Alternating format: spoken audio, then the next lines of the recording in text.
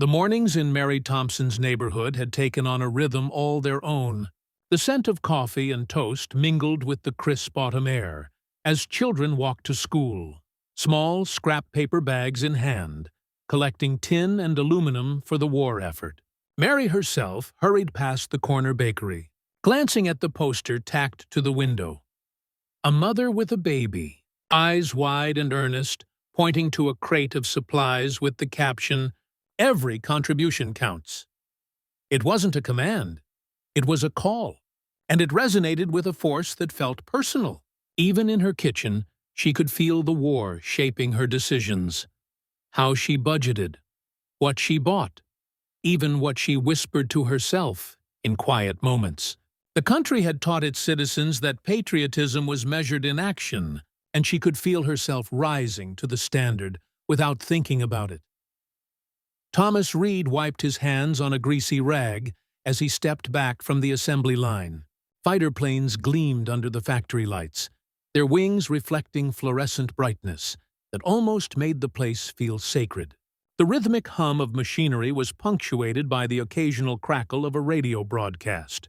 A deep male voice urging workers to push harder, to produce faster, to remember that every plane leaving the line could save a soldier's life overseas. Thomas's fatigue was relentless, but alongside it grew a strange pride, a pulse of purpose. Even the posters above his station seemed alive now.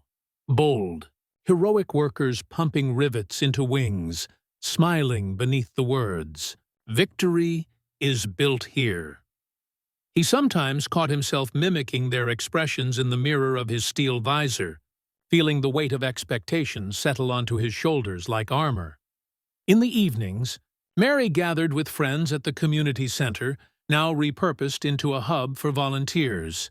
The walls were adorned with photographs of soldiers, nurses, and ordinary citizens engaged in extraordinary acts. Women sewing uniforms, men stacking crates of rations, children proudly holding scrap collections. Each photograph told a story, carefully curated to inspire and shape behavior. Mary could feel the subtle influence pressing against her choices. She volunteered not because she had to, but because she believed she should, because she wanted to align herself with the image of civic heroism that hovered over every corner of her life. Conversations were punctuated with gentle competition. Who had gathered the most tin that week?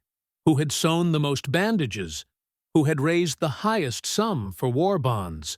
The rhetoric of duty had transformed into community, and community into an unspoken battlefield where moral courage was measured daily. Across town, radio announcers became unlikely generals, their words echoing through living rooms, kitchens, and bedrooms. Families huddled together in the dim glow of lamps, children perched on knees, grandparents leaning close, all listening to a steady cadence of calls for action, reassurance, and unity. Every broadcast reminded them that the war was not just happening overseas, but in their homes, in their hands, in the choices they made at breakfast, or at the factory, or on the sidewalk. The voice of the nation, smooth and unwavering, penetrated doubt, fear, and fatigue, replacing them with a sense of collective responsibility. Thomas sometimes found himself gripping the edge of the table, his knuckles white as he listened, caught between exhaustion and the insistent pulse of duty that the words stirred in him. Even humor had a role to play in shaping minds. Comic strips in newspapers caricatured enemy leaders in exaggerated, absurd forms, reducing fear with laughter, while short films portrayed soldiers and civilians overcoming obstacles with courage and wit. Mary and her friends laughed at the antics of animated soldiers sneaking past enemy guards, but beneath the laughter was a subtle reinforcement. Victory was possible. Resilience was essential, and participation was imperative. Psychological persuasion was woven into every giggle, every sigh, every small act of shared amusement, transforming entertainment into reinforcement of national purpose. On the streets, the effects of persuasion manifested in tangible ways. Families planted victory gardens, small plots of tomatoes, beans and lettuce sprouting in backyards, schoolyards, and even vacant lots. Children learned to separate cans, paper, and metal for recycling drives, their small hands performing duties that felt heroic. Mary knelt beside a row of bean seedlings, trowel in hand, and felt a strange surge of satisfaction. These plants, nurtured with patience and care, were more than sustenance. They were symbols of agency, visible proof that her labor, her sacrifice, mattered. The war had reached her in ways subtle and profound, shaping not only her actions, but her sense of purpose, her moral compass, and her understanding of herself as part of something far larger than her kitchen table or backyard garden. In factories, the pressure was heavier, yet precise and compelling. Thomas and his co-workers moved in synchrony, assembling planes, repairing engines, and inspecting ammunition. Posters and banners hung above every workstation, illustrating heroic workers in heroic poses, arms extended, rivets flying, sweat glistening under fluorescent light. Every slogan, every rivet is a rifle. Do your part for victory, felt like a gentle but insistent hand on the shoulder, steering thought and action. Even exhaustion became a form of pride. Fatigue was reframed as devotion, and long hours were honored as patriotic labor. By embedding psychological influence into everyday routine, the war effort had transformed the very concept of work into an act of heroism. Yet amid all this orchestration, there was humanity.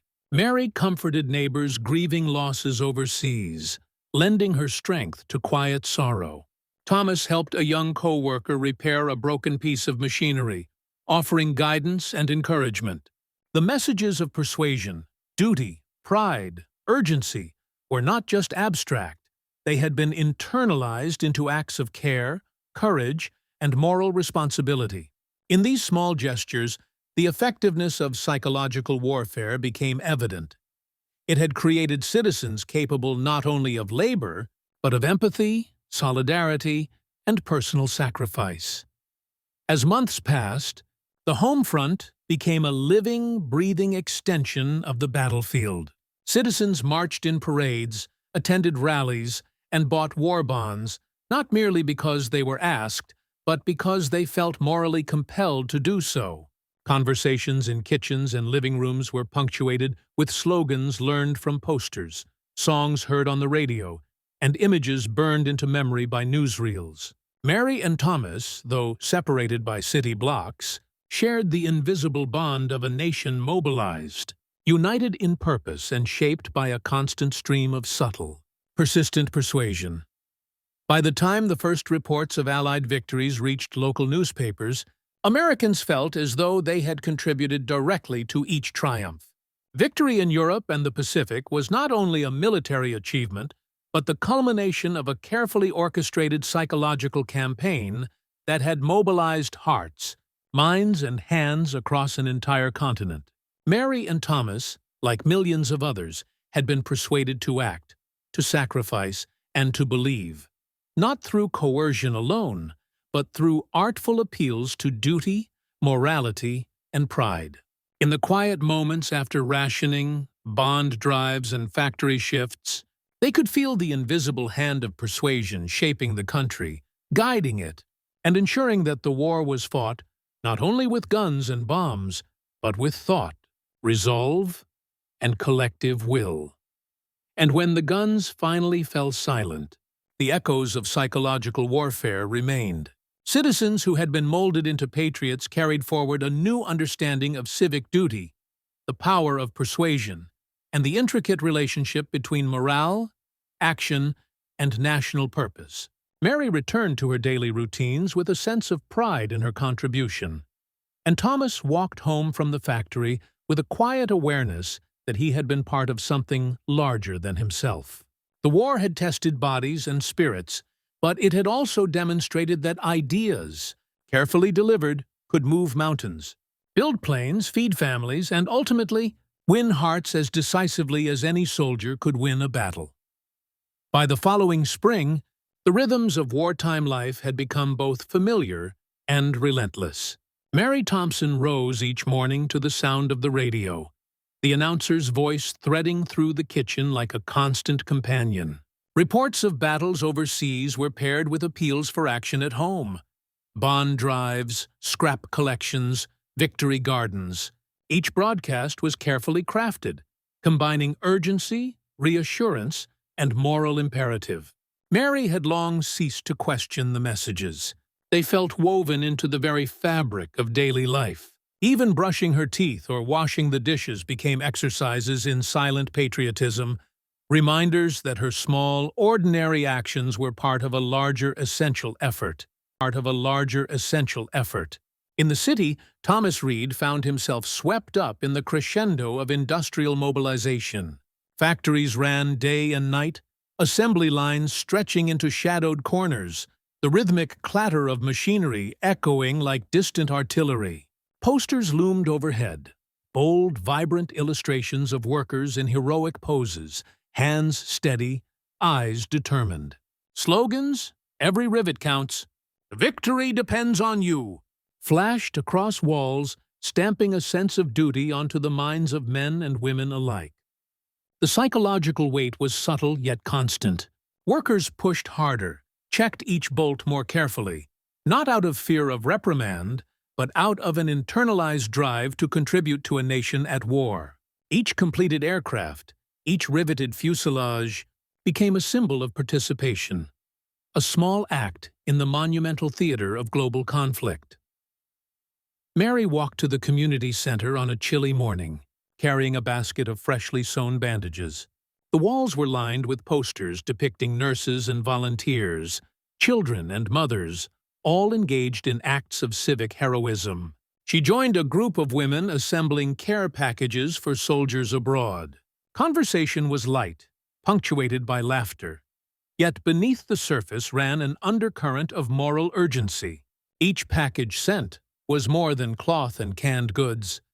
It was an affirmation of duty, a tangible contribution to the war effort, a subtle reinforcement of the notion that participation was a moral obligation. Children played an unusual role in this campaign of persuasion. Schools incorporated patriotic instruction into daily lessons, children memorizing poems about heroism, learning songs that celebrated victory and sacrifice, participating in scrap drives and fundraising for the troops. In this way, psychological influence began early, shaping values, loyalties, and perceptions from the formative years. Mary often watched her neighbors' children collect tin cans and paper, realizing that even these small acts were part of a grander strategy. The war was everywhere, and everyone had a role to play.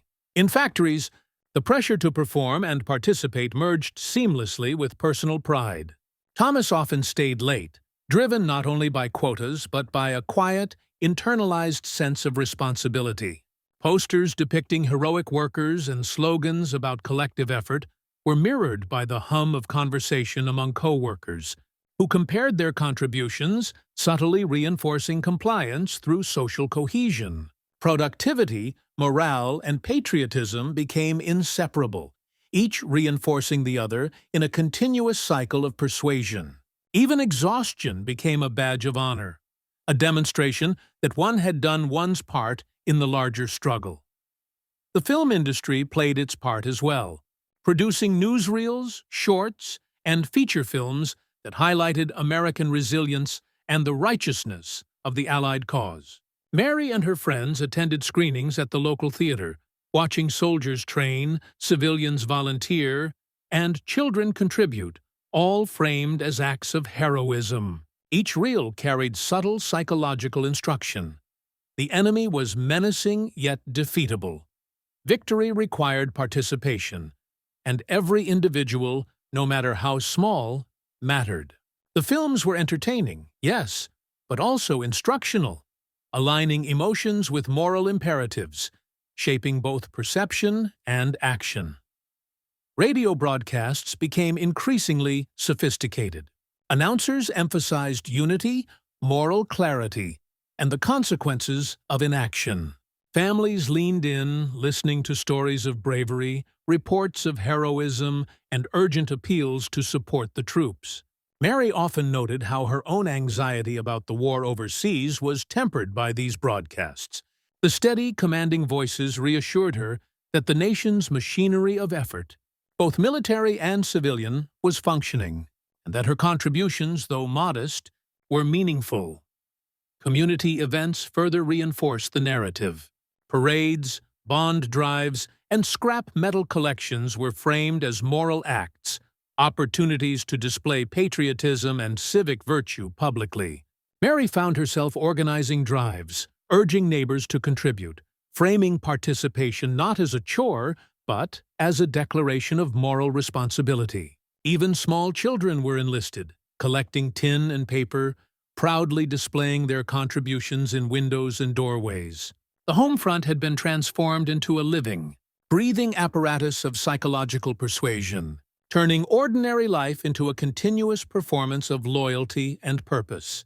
Even in quiet moments at home, the influence persisted. Mary noticed it in the way she planned meals, conserving sugar and meat for rationing, adjusting family routines to comply with official guidelines. Thomas felt it in the rhythm of his work, the pride that welled up at a well-finished task, the silent satisfaction of contributing to something larger than himself. Psychological warfare had succeeded not only by issuing commands, but by shaping the internal landscapes of civilians, guiding their thoughts, decisions, and emotions with subtle, persistent influence. Through all this, the war became not only a conflict overseas, but a moral and emotional campaign at home. Citizens were convinced, willingly or unconsciously, to participate fully, to sacrifice personal comfort, and to align their daily lives with national goals. Every poster, radio broadcast, film, and community event carried a carefully crafted message. Americans had a role, every effort mattered, and collective action could tip the scales of history. Mary and Thomas, like millions of others, became part of a vast, coordinated network of belief and action, their lives subtly molded by the unseen architects of persuasion. The effect was undeniable. Bond drives exceeded expectations, factories exceeded quotas, rationing compliance was high, and volunteerism surged. Even more striking was the intangible impact, a shared sense of purpose, moral clarity, and emotional cohesion. The home front had become a battlefield of influence, a place where victory was achieved not just through arms, but through minds aligned, spirits mobilized, and hearts convinced. Mary's letters to soldiers abroad carried the weight of this conviction. Thomas's work contributed to the production of planes and munitions, each unit a symbol of civilian resolve. By the time news of decisive Allied victories reached the public, Americans felt intimately involved in every success. The strategy of persuasion had worked. The population had been molded into active participants, their sense of agency amplified by carefully designed campaigns that merged patriotism, moral duty, and emotional investment. Citizens had been convinced that their actions mattered, that their sacrifices were heroic, and that their collective effort could change the course of history. Mary paused one evening, watching the sunset over her garden, the small rows of vegetables swaying gently in the breeze. She thought of the soldiers fighting abroad, the planes Thomas and his colleagues had produced, and the letters she had written, now likely resting in distant hands. She realized that the war had reached her in ways she had never imagined, not through fear alone, but through carefully constructed appeals to duty, pride, and morality. She had been persuaded, yes, but not coerced. She had acted with conviction because the messages she had absorbed had become inseparable from her own sense of self. Thomas, meanwhile, walked home from the factory, the weight of the day pressing on his shoulders, yet tempered by an inner glow of purpose. The machinery of the nation, from the factory floors to the kitchens, schools, and theaters, had aligned in a remarkable symphony of persuasion. Every rivet, every letter, every rationed meal, Every collected can was part of a broader narrative that ordinary Americans, guided by conviction and belief, could wield power as effectively as soldiers on the battlefield. And so, the home front continued. A theater of influence where lives, decisions, and emotions were marshaled with as much precision as any military campaign. Mary and Thomas, like millions of others, had been transformed by the experience, shaped not by the threat of invasion, but by the subtler weapons of persuasion, morale-building, and psychological strategy. By the time victory was celebrated abroad, Americans had already won a quieter, yet equally consequential, battle at home, a triumph of unity, purpose, and the human spirit marshaled toward a common cause. By early summer, the streets of Mary Thompson's town were alive with the hum of purpose. Patriotic banners hung from lampposts, waving in the breeze with bold slogans, "Buy war bonds, invest in victory, and your dollars fight overseas." Mary and her friends had spent the past week organizing a community bond rally at the high school gym. The room was packed with neighbors, men in suits, women in dresses, children perched on benches, all buzzing with anticipation. The local band played a medley of patriotic tunes, their notes blending with the clapping, cheering, and the occasional murmur of conversation. Mary felt a thrill of pride as she surveyed the crowd. Each ticket sold, each dollar raised, was more than currency. It was a tangible expression of loyalty, a moral contribution that made each person in the room a participant in a national effort. The rally began with a short newsreel, projected onto a makeshift screen. Images of American soldiers marching across European fields, planes taking off from aircraft carriers, and civilians rebuilding bombed villages flashed in quick succession. Mary noticed the subtle artistry. The enemy was always framed as distant but menacing, Americans as competent, moral, and heroic. The narrator's voice wove urgency and reassurance together, reminding citizens that their financial contributions would directly support these triumphs. Mary, sitting beside her elderly neighbor, felt her pulse quicken. She understood, instinctively, that every dollar she and her community donated would have impact beyond their immediate perception. Thomas Reed, meanwhile, experienced similar dynamics in the factory. Management had posted new charts tracking production against bond sales. Workers who exceeded both production and bond quotas were recognized on bulletin boards, their photographs displayed alongside bold slogans, "Stars among us. Victory depends on your effort." The recognition was small but meaningful, reinforcing behavior through social validation. Thomas glanced at the chart, seeing his name inch upward, and felt a mixture of pride and obligation. Psychological reinforcement worked in layers, through national campaigns, peer influence, and individual acknowledgement, creating a population motivated by duty, recognition, and moral purpose. At the same time, the media worked tirelessly to shape perceptions of the enemy. Newspapers printed caricatures of Axis leaders, depicting them as absurd, cruel, or weak. Radio dramas dramatized the stakes of global conflict, emphasizing the heroism of Americans while highlighting the consequences of inaction. Children, too, were targets of subtle persuasion. Schools held competitions for scrap collection and bond contributions, with prizes that were less about reward than moral approval. Mary often accompanied her younger neighbors to these events, noting how the seeds of civic duty were being sown early. Every poster, story, and announcement was carefully crafted to instill urgency, pride, and conformity, transforming ordinary acts into moral imperatives.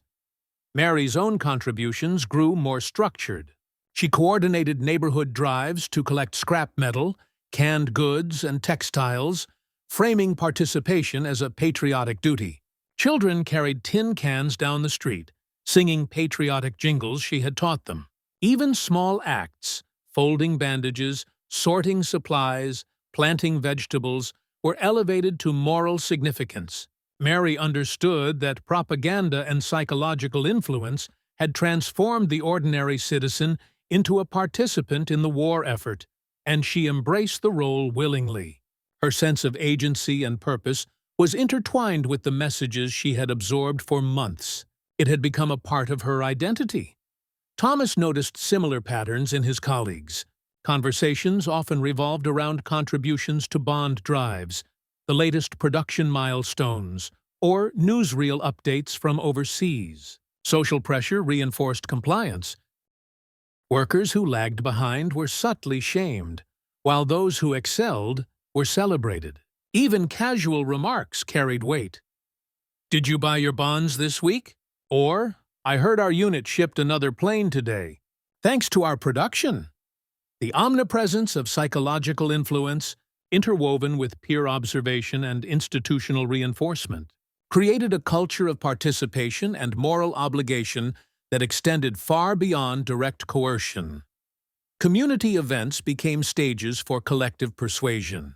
Mary attended a local parade organized to promote war bonds, featuring marching bands, floats decorated with soldiers and flags, and speeches by local dignitaries. Children waved handmade banners, while citizens purchased tickets, donated funds, and cheered for neighbors recognized for exceptional contributions. The visual spectacle, combined with social reinforcement, created an emotional momentum that swept through the crowd. Every act of participation became public, observable, and celebrated, reinforcing the idea that civic duty was inseparable from moral character. In homes across the country, radio broadcasts sustained the influence. Families gathered in evenings to listen to programs celebrating heroism, reporting Allied victories, and appealing for continued effort. Mary's father, usually stoic, would tap his fingers along with the broadcast, nodding solemnly at the calls to action. Children absorbed the messages unconsciously, singing patriotic songs or recounting slogans learned at school. Psychological influence was cumulative, layering repetition, moral framing, social reinforcement, and emotional appeal to produce sustained compliance and motivation across demographics. Even entertainment media was enlisted. Feature films highlighted ordinary citizens performing extraordinary acts, connecting home front behavior to the larger narrative of victory. Comic strips, cartoons, and short films depicted the enemy as comically inept or dangerously ruthless, combining humor and fear to manipulate perception. Mary's evenings at the theater became exercises in internalization. She absorbed these portrayals not as propaganda, but as part of her understanding of the war and her place within it. Thomas, too, found that humor and narrative made the stakes clear without inducing paralysis. The psychological framing instilled resolve rather than despair. The combined effect of all these efforts was profound. Citizens felt morally compelled to act, motivated by pride, fear, hope, and duty. The war was waged not only with bullets and bombs, but through careful orchestration of emotion and belief. Mary and Thomas, though living separate lives, were united by an invisible network of persuasion. Their thoughts, emotions, and behaviors subtly aligned with national objectives. Every contribution, whether a bond purchased, a can recycled, or a letter written to a soldier, became a concrete manifestation of psychological influence. As the months progressed, the home front operated as a well-oiled mechanism of influence. Mary saw neighbors adjusting their routines to maximize contributions, organizing community kitchens, and volunteering at hospitals. Thomas witnessed co-workers exceeding quotas and finding pride in their labor, driven by both moral obligation and social validation. Across the country, citizens absorbed the messages, internalized the expectations, and acted with a sense of agency, carefully guided by persistent psychological strategies. The effectiveness of propaganda and moral framing was undeniable. The American population had become a force multiplier in the war effort, mobilized not just by necessity, but by conviction. And when victory finally came abroad, Mary and Thomas understood that their labor, vigilance, and commitment had mattered. The war had been fought in distant skies and battlefields, but it had also been fought in kitchens, classrooms, factories, and living rooms. Every poster hung, every broadcast heard, every act of participation had contributed to a national triumph. The psychological campaign, subtle yet omnipresent, had transformed ordinary citizens into active participants, creating a home front that was morally, emotionally, and practically engaged in securing victory. Mary folded the last bundle of bandages she would send that week, feeling a sense of quiet accomplishment. Thomas walked home from the factory, shoulders sore, but heart steady, knowing that his labor had contributed to something larger than himself. The war had been waged not only with weapons but with ideas, persuasion, and the careful shaping of hearts and minds. The American home front had endured, thrived, and ultimately succeeded, demonstrating the extraordinary power of coordinated psychological influence in shaping both action and belief. By mid-war, the rhythms of the American home front had evolved into a finely tuned machinery of participation, its cogs turning through the combined efforts of men, women, and children. Mary Thompson had shifted much of her energy toward organizing local volunteer programs, coordinating with hospitals, schools, and civic groups. Women in the community had become central to sustaining morale, distributing supplies, and managing rationing campaigns. Housewives attended evening meetings where government agents explained rationing schedules, new victory garden techniques, and the importance of conserving essential items. Each lesson was framed not as deprivation, but as patriotic duty, a contribution to a war effort that required every household's diligence and sacrifice. Mary felt the power of these messages daily. She measured flour and sugar carefully, rationed meat portions, and taught her neighbors to stretch canned goods into wholesome meals. Even small acts, storing and reusing scraps of fabric or paper, were imbued with significance. The women she worked alongside took pride in their ingenuity, finding satisfaction in knowing that their efforts directly supported soldiers overseas. Propaganda had transformed domestic labor into moral achievement. The kitchen, garden, and sewing room were all battlefronts where victory was won quietly, through perseverance, organization, and civic responsibility. Children, too, were enlisted into the effort. Schools conducted scrap drives, organized bond sales, and held essay competitions about patriotism, heroism, and duty.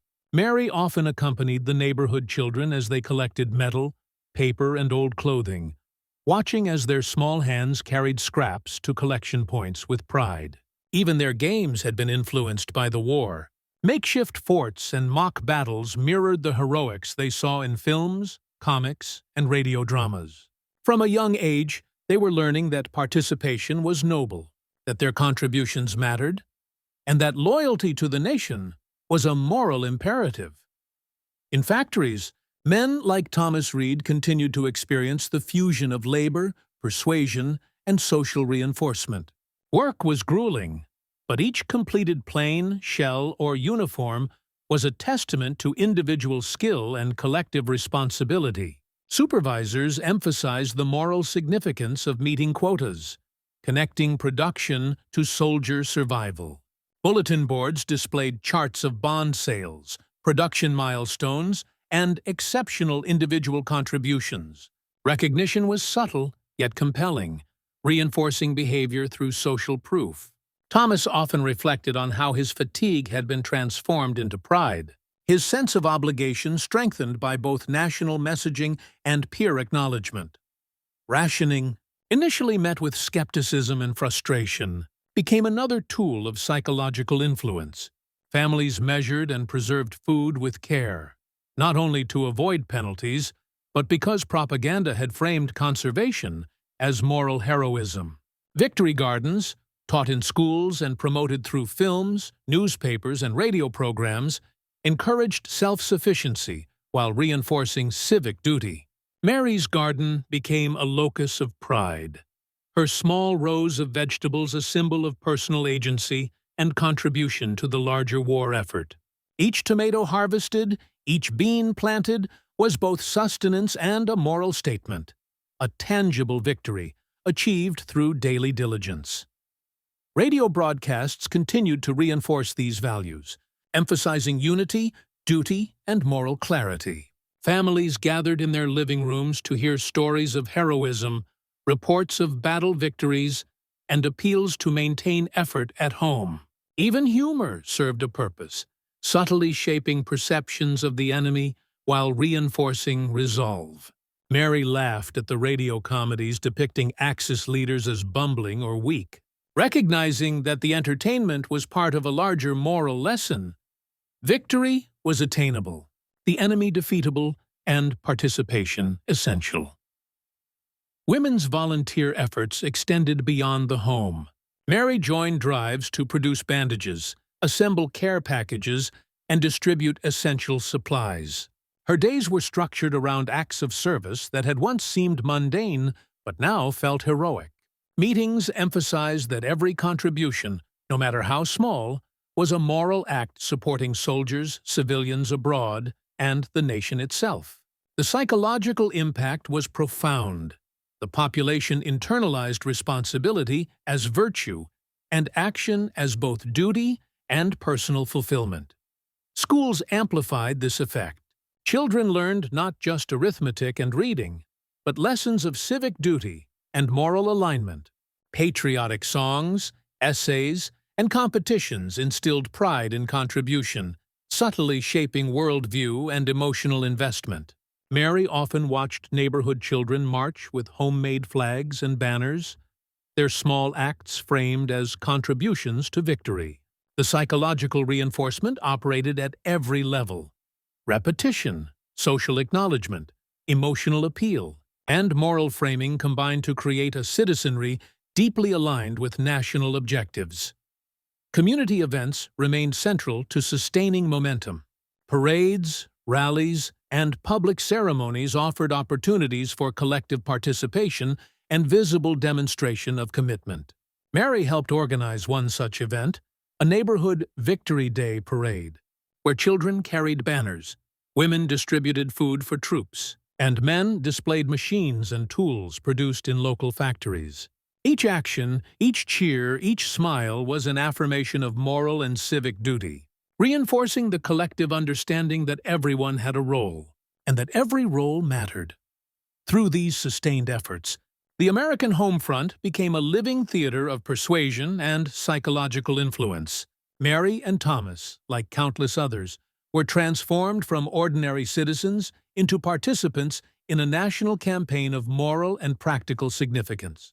Their labor, attention, and emotional engagement were guided subtly yet decisively, producing a population motivated not solely by fear or obligation, but by internalized conviction. Propaganda, psychological strategy, and social reinforcement had succeeded in turning every kitchen, classroom, and factory into a site of civic engagement, moral responsibility, and patriotic contribution. And when news of decisive victories reached the local newspaper and radio waves, Mary and Thomas felt a sense of intimate involvement. The war was not distant. Their actions, guided by months of messaging and subtle persuasion, had tangible effects. Victory was experienced collectively, through every dollar spent, every rationed meal, every bandage sewn, every garden tended.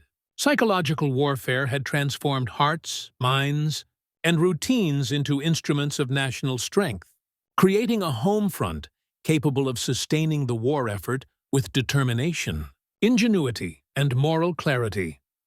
Mary paused one evening to write letters to soldiers, her pen moving steadily across the page. She thought of her garden, her neighbors, her volunteer hours, and even the children collecting scraps.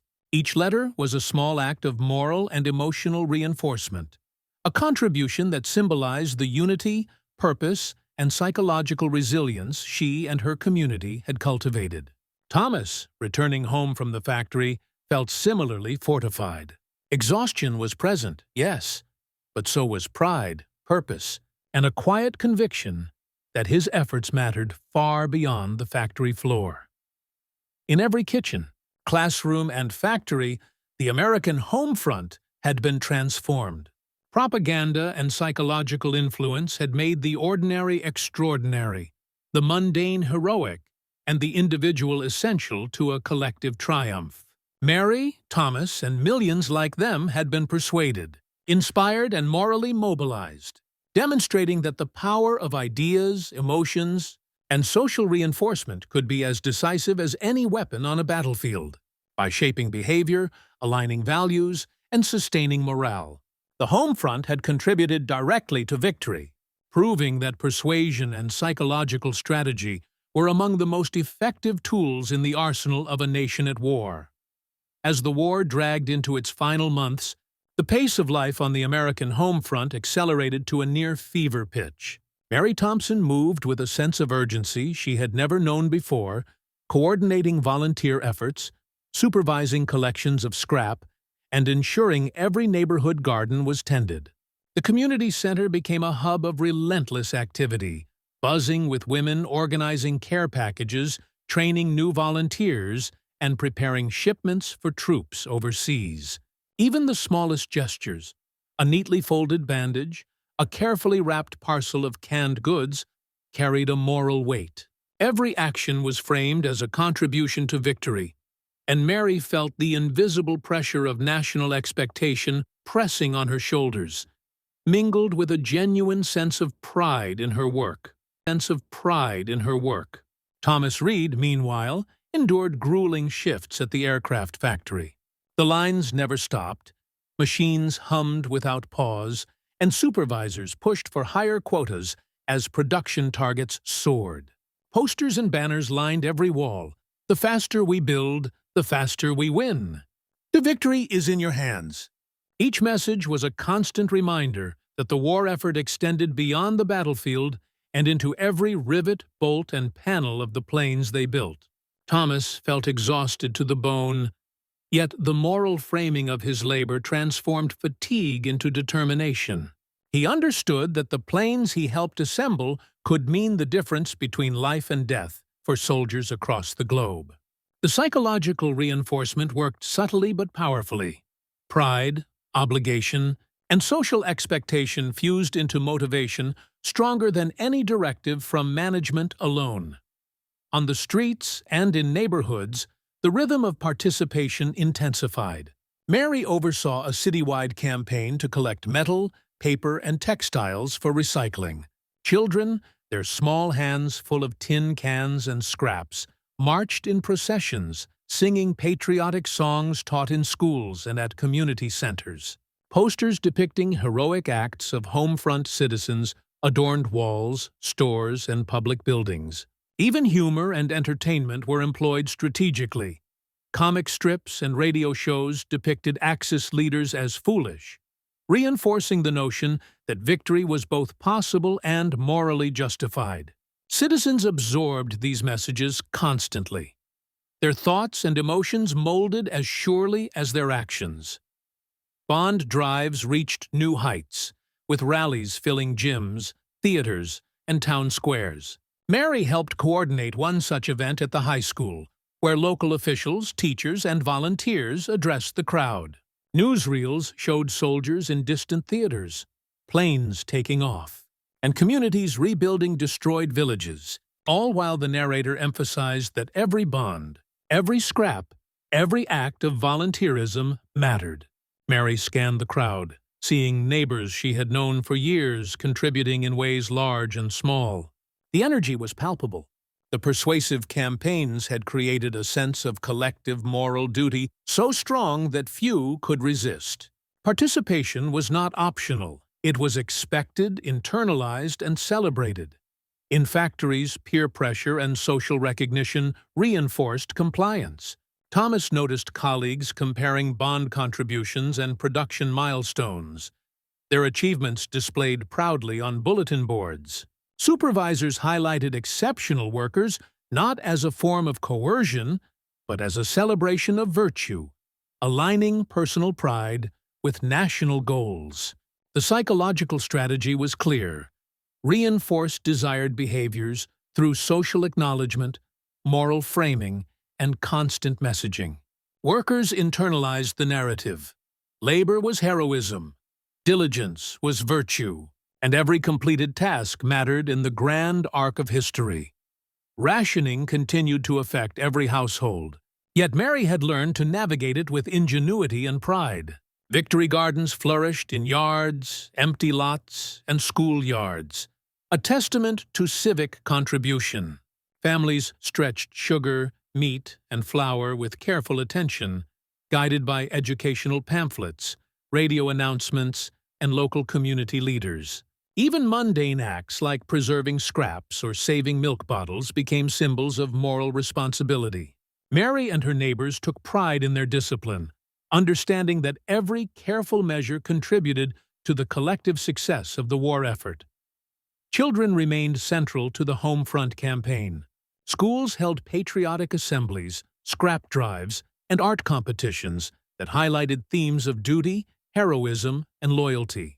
Mary watched neighborhood children march in processions, carrying homemade banners and collecting scrap, their small hands acting in concert with national priorities. The lessons they absorbed would shape their values for years to come, reinforcing the idea that participation was both a moral and practical necessity. Psychological influence layered from media, schools, families, and community events ensured that children grew into citizens who understood their roles in sustaining not only the war effort but broader societal norms. Films and radio programs continued to blend entertainment with moral messaging. Feature films portrayed ordinary citizens performing extraordinary acts, emphasizing courage, ingenuity, and responsibility. Comedies and cartoons depicted enemy leaders as comical yet threatening, reducing fear while reinforcing resolve. Mary and Thomas absorbed these narratives as natural parts of their lives, internalizing lessons about duty, collective effort, and moral clarity without conscious awareness. Psychological warfare, subtle and omnipresent, had transformed their worldview, shaping emotions, decisions, and daily actions. As the final Allied offensives gained momentum overseas, the home front reflected a sense of culmination. Bond drives reached record levels, volunteer efforts peaked, and factories operated at unprecedented capacity. Mary and Thomas, like millions of others, felt the impact of months of coordinated psychological influence. Their work, sacrifices, and attention to detail were not abstract. They had become tangible components of national power. Propaganda had succeeded not through coercion alone, but through careful orchestration of emotion, moral framing, and social reinforcement, transforming citizens into active participants whose every act carried symbolic and practical significance. And when news finally arrived that the Axis powers had surrendered, the emotions on the home front were overwhelming. Mary stood in her garden, looking at the neatly arranged rows of vegetables, feeling a surge of pride and relief. The months of work, sacrifice, and vigilance had been meaningful. Her contributions, however small, were part of a national triumph. Thomas walked home from the factory, exhausted yet elated, knowing that his labor had played a part in victory. Citizens across the country shared in the triumph, their hearts and minds having been guided, motivated, and reinforced by months of psychological strategy. In the quiet aftermath, Mary reflected on the extraordinary power of persuasion and moral influence. The war had been fought not only with bullets and bombs, but with ideas, messages, and carefully orchestrated psychological campaigns. Every poster hung, every broadcast listened to, every community event attended had reinforced participation, shaping not only behavior but belief, emotion, and identity. The home front had become a battlefield of persuasion, and the victory achieved there had been as crucial as any gained overseas. Thomas, too, recognized the subtle victories of the home front. The discipline, ingenuity, and moral engagement of ordinary Americans had amplified the nation's strength. Psychological warfare had turned daily life into a theater of moral and civic responsibility, where ordinary actions, rivet by rivet, can by can, letter by letter, contributed directly to national success. By the time peace was declared, the American populace had not only endured sacrifice, but had internalized a collective identity shaped by months of persuasion, moral framing, and emotional engagement. Mary and Thomas, like millions of their fellow citizens, emerged from the war changed. Their sense of purpose, moral awareness, and collective responsibility had been strengthened by the strategies that had guided them through years of uncertainty, fear, and effort. The home front had proved that victory was won not solely on distant battlefields, but through the alignment of hearts, minds, and daily actions in service of a common cause. Propaganda and psychological influence, subtle yet omnipresent, had ensured that every American had a role, every contribution mattered, and every individual could experience the moral satisfaction of participation in a national triumph. When the news of unconditional surrender arrived, Mary Thompson felt the weight of months, even years, lift from her shoulders. The streets of her neighborhood erupted with celebration, the hum of radios blending with cheering crowds, church bells, and the laughter of children finally freed from the tension of months spent contributing, rationing, and sacrificing. Victory had arrived not only on the battlefields of Europe and the Pacific, but also within homes, schools, factories, and gardens across the country. Every letter written, every bandage sewn, every scrap collected had been a silent instrument in the machinery of war. Mary realized that her small acts, guided by posters, radio broadcasts, and community rallies, had mattered in ways she had never fully understood until that moment. Thomas Reed walked home through streets filled with waving flags, marching bands, and neighbors embracing one another. The fatigue in his bones seemed insignificant compared to the exhilaration of seeing a nation rejoice, of knowing that labor, dedication, and moral commitment had translated into tangible impact. The planes he had assembled, the rivets he had hammered, and the hours he had poured into production had become instruments of victory. Yet it was not just physical labor that had contributed.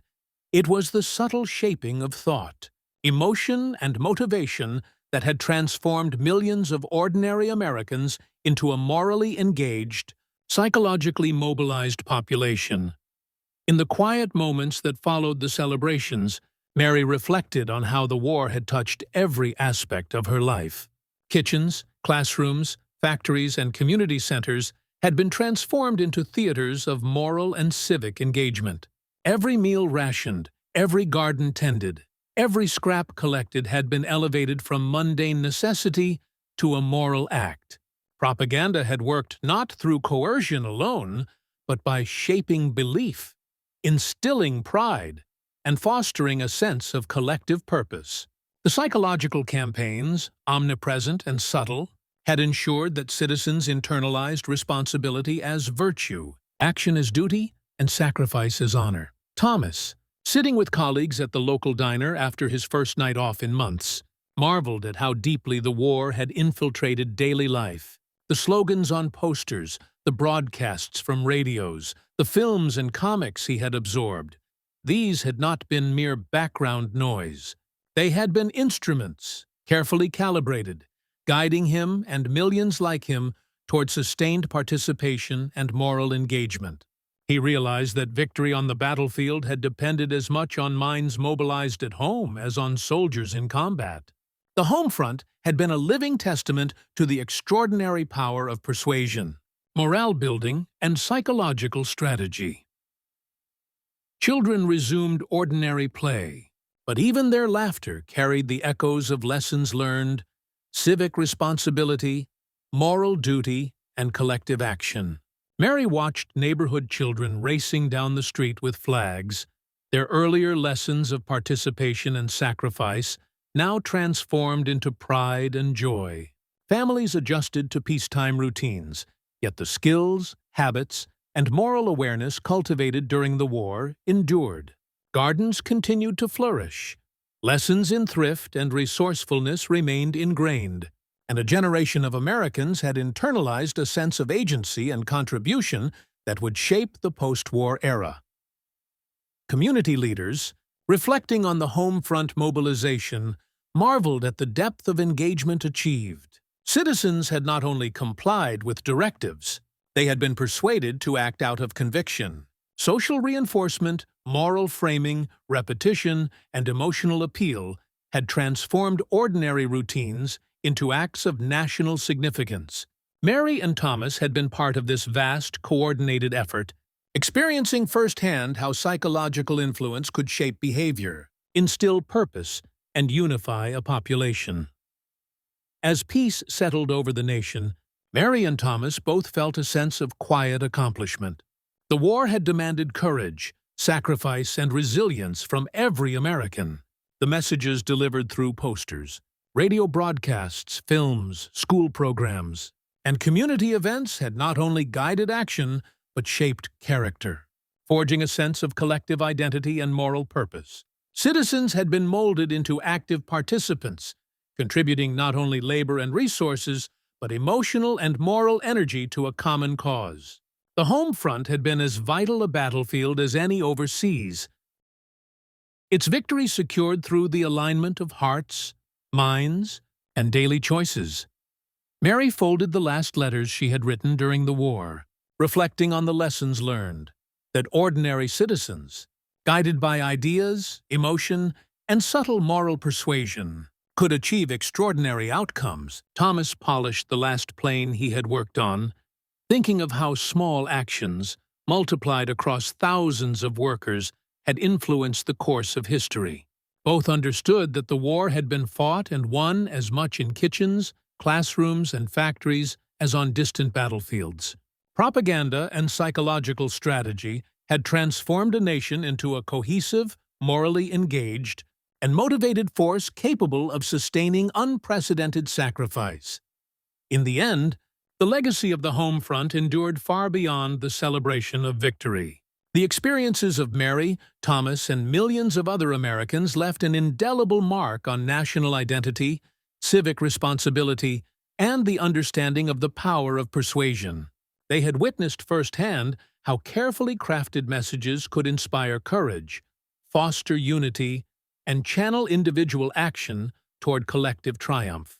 The war had been a crucible, and the home front had emerged victorious, proving that the strength of a nation lies not only in its armies and weapons, but in the hearts, minds, and moral resolve of its citizens. As Mary tended her garden and Thomas returned to a quieter routine in the factory, both carried with them the invisible lessons of years spent under guidance, persuasion, and moral framing. They had endured, contributed, and grown, and though the guns were silent, the echoes of the psychological campaign lingered, shaping a generation and leaving a legacy of civic engagement, moral clarity, and the enduring power of collective purpose. The war had ended, but its lessons of unity, responsibility, and the subtle shaping of human action would resonate for decades to come, a testament to the extraordinary effectiveness of persuasion on the home front.